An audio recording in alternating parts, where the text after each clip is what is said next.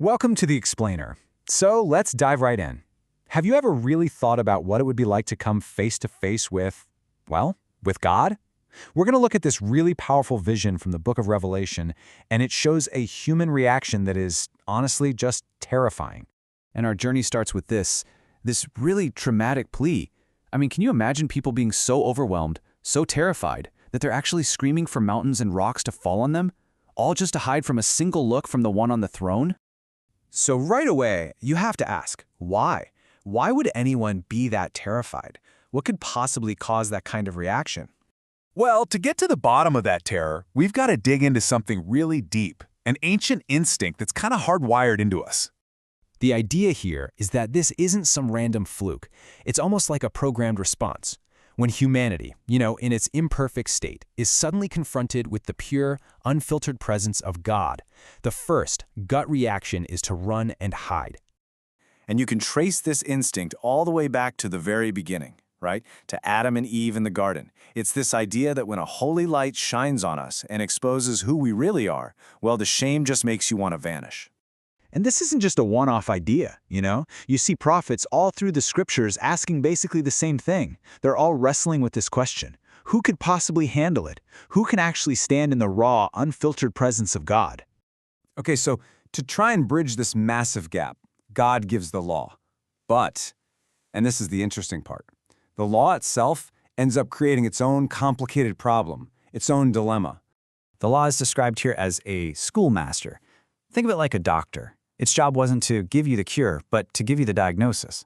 It was like a perfect MRI holding up a mirror and saying, okay, here's exactly what's wrong with you. And this is where we get to this really fascinating paradox. On one hand, the law itself is described as perfect, it's holy, it's righteous, it's good. But here's the twist. In practice, our own brokenness, what the text calls sin, actually hijacks the law and uses it against us. It turns what was meant to be a guide into a total trap. The Apostle Paul just nails this idea.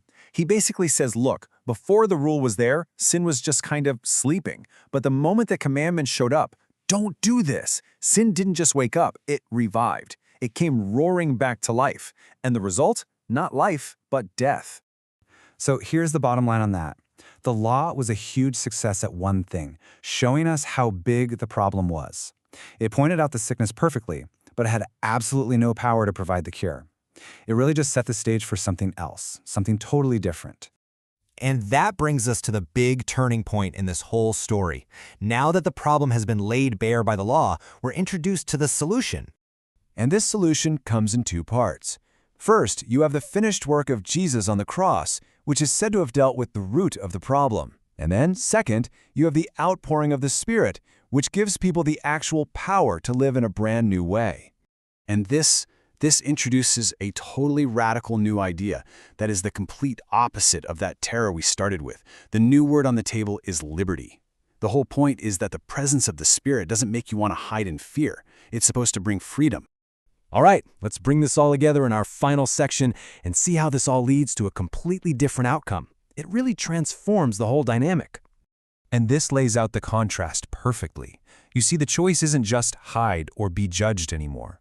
There's a new option now, to behold, to actually look. We're talking about a massive shift from being driven by fear and guilt to being invited into liberty and grace. It's a move away from the terror of judgment and towards personal transformation. And here's the payoff, right? It's a direct contrast to Moses, who had to put a veil over his face after being in God's presence. The new invitation isn't to cover up or look away. It's to look right at it with an open face. And the amazing part is, in the very act of looking, we are changed. So, what's the big takeaway from all this? The whole equation has been flipped on its head. That terror that made people want to be buried by mountains, it's been replaced by an invitation to be transformed by the very thing they were so afraid of. And that's a huge shift, right? It reframes our deepest fear, the fear of being exposed, and turns it into the very thing that helps us grow. So we'll leave you with this final thought to chew on.